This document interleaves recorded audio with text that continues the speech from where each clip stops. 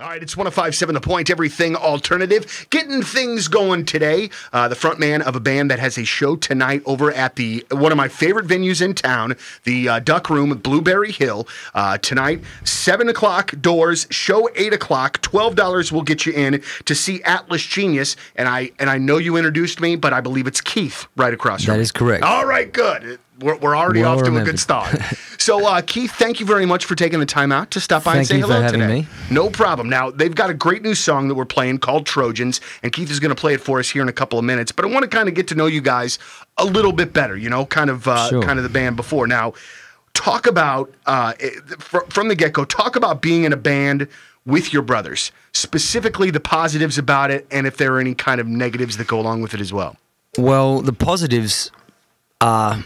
Firstly, musically, you're connected, I think, because you grow up in a house where there's similar music going on. So the great thing is if I come up with a guitar part, I know that on drums, Mike knows what drums need to go with that song. So that and also you can be honest with each other in a way that if you can't be honest with people outside of your family. There's that you forgive each other in the family. Like if you have an argument over whatever, the next day it didn't happen, whereas anyone else, that's the end of the relationship. So there's a real honesty that you get, and I guess the downside is that sometimes you get to you'll have an argument a bit too soon. Like where normally you'd bite your tongue. If it's family, you just let it go. You let it go. Very good. Now, has there ever been a time where Atlas Genius, you guys thought about it being more than a three-piece one and having somebody else come in, or was it just... We actually have a keyboard player. Oh, so, you do now? Okay. Yeah, so we're playing as a four-piece. Very good, very good. Now, I was reading your bio, and it said that you were building your own studio while you were playing in a cover band, but you were also writing new songs as well, and you were still going to school at that time as well. Is that... Yeah, that's pretty close. The way it happened was... We decided to build a studio because we thought the time that we wanted to put into this, if we hired a studio for 2 weeks, you can blow 10 grand in Australia. It's probably the same here. Studios are expensive to rent. So we thought, look, we need more than 2 weeks to get this the way we want it to get. We're perfectionists. We like to spend a lot of time on the songs. So we thought, really, we need to get a professional studio. It can't just be some, shed. So what we did... You say garage, we say shed. So what we did is we spent 2 years building a studio, and to fund that, we were playing cover gigs. So we'd play on the weekends, and the money was pretty good. So we'd put all that straight back into the studio, and it took us 2 years. And then at the end of the 2 years, we finished the studio, and it looks amazing. We were really proud of it, and we thought, should we have done this? Like, are we being sensible here? Maybe we need to get real jobs.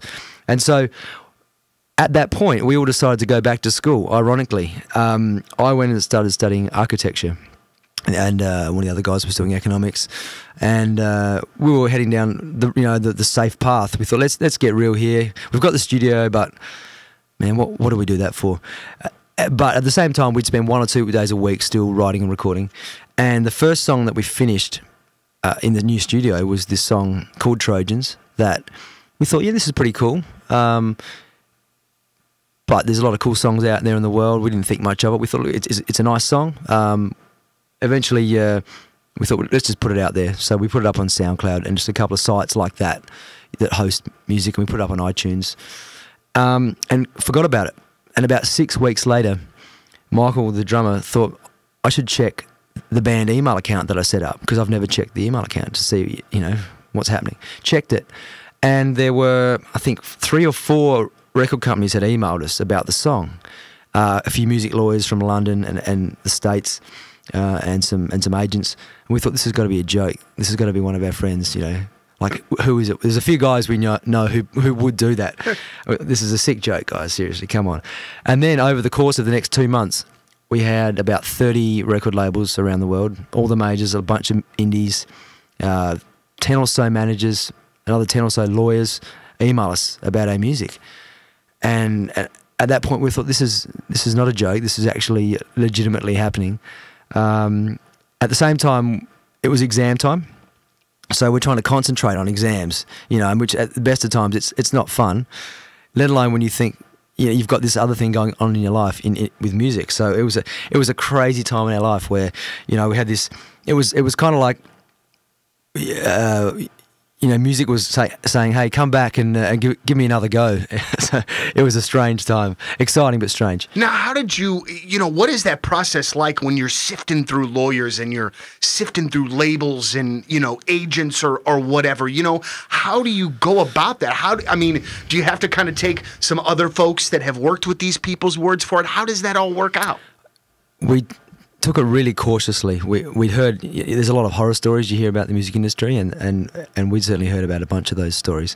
So we thought we don't want to jump in with this. I mean, there was a bunch of people there were some smaller labels which certainly were good labels, but we didn't want to jump in on with some smaller label if it was the wrong move. Likewise, we didn't want to just jump in with a major label if that wasn't the best thing for us. So we spoke to a lot of people.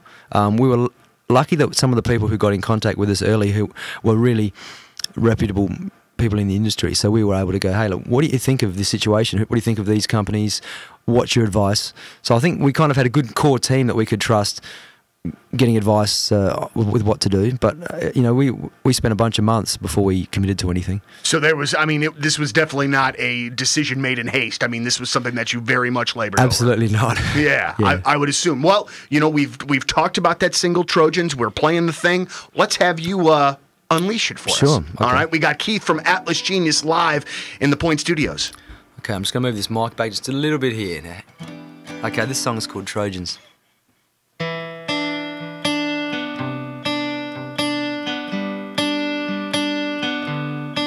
Take it off, take it in, take off all the thoughts of what we've been. Take a look, hesitate, take a picture you could never recreate. Write a song, make a note for the lump that sits inside your throat. Change the locks, change the scene, change it all, but can't change what we've been.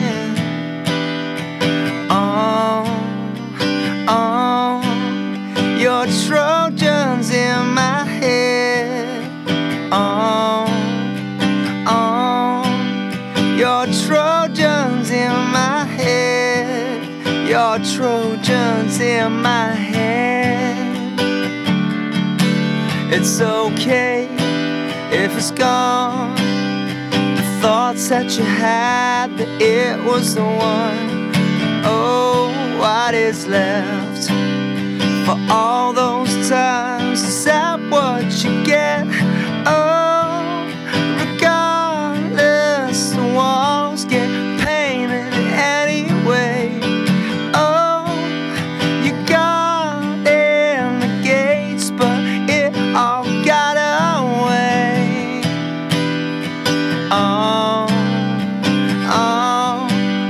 Your Trojans in my head. Your Trojans in my head. Your Trojans in my head.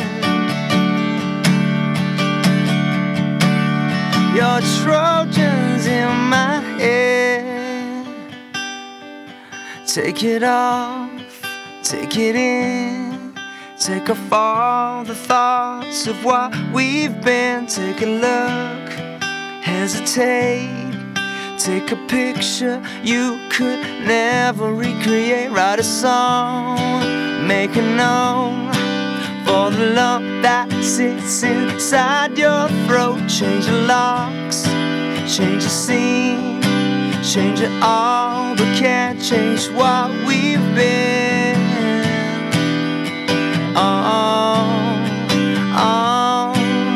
Your Trojans in my head. Your Trojans in my head. Your Trojans in my head.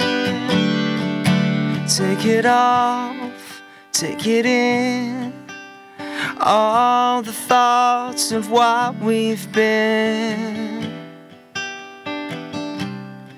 Take off all the thoughts of what we've been. absolutely outstanding. Keith from Atlas Genius, you can see that song plugged in live tonight, Duck Room, Blueberry Hill. If you've never been to the Duck Room, it's such a great place to see a band for the first time. You could sit in the very back and still feel like you're very close to the stage. So go there tonight. $12 will get you in the door. And that your voice to me sounds so very natural. And I know that I read that your parents were big music fans when you were growing up. Correct. Was this, like I always wanted to play shortstop for the St. Louis Cardinals my whole life. Did you always want to be a musician your whole life? I think I did, but it took me a while to realize that.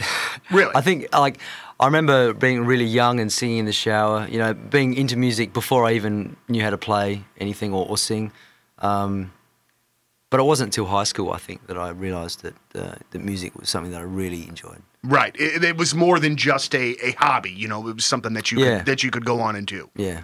Very good. Now, a couple of other things before we let you get out of here, Keith. Now, the 3-song EP, Through the Glass. That's right. Out now. Yes. Where are you in conjunction with a full-length release? Where are you there? The full-length album is 99% done. Okay. We're just doing some final tweaks at the moment on that, so we haven't got a date set for the release, but the songs are basically all recorded. So it's just a matter of getting the final polish on that before that goes out. Now, when, again, and I hate to keep using this phrase, but when I was reading your bio, I also saw, too, that line in there where you were talking about flying over the States for the first time and seeing all the lights. Did it seem overwhelming then? And does it seem so overwhelming now, if it did? I think, there was that moment where we were flying over from LA to New York. We'd just come from Australia, and the first meetings we had were in New York. And it was nighttime, and we're looking out the window, and every 2 minutes we'd be flying over another major city. And in Australia we have 5 or 6 big cities, and that's it. You can fly for hours without even seeing anything. So we're seeing all these cities go by, and it's like, wow, this is a big country, And how do we? It's a nice feeling, but it was also a little bit daunting. Where here we are flying into the heart of it, for our music, and it was just, wow, how do we get here? Very cool. It was surreal. So what's coming up? What do you guys have going on? Is it more touring? Is it what's coming up in the next few months? The next few months are a lot of touring. We're doing a couple of weeks with Animal Kingdom this month. Mm-hmm. And then we're doing 2 months of touring with Silver Sun Pickups, which is taking us all over the country, which we're really excited about as well. And then I think we're probably touring through till December. So we're here for a good 4 or 5 months. Oh, very good. Will you get homesick? We'll miss our dog. We've got a Labrador, and I think that we're missing him already. Right on. That's the we'll miss him, and we've got friends back there. Of course, we'll miss. But for the most part, the dog is I get that, man. It's all about the dog. Well, Keith, thank you so very much for your time. And I hope that this isn't the last time that you come through and can play for us and chat with us. Love to come in again. Very good. Keith from Atlas Genius. Again, go see the show tonight. Duck Room, Blueberry Hill, $12 will get you in the door. You need any more details, 1057thepoint.com, or you can hit me up on the texter at 48258. Again, thank you, Keith. Thanks for having us.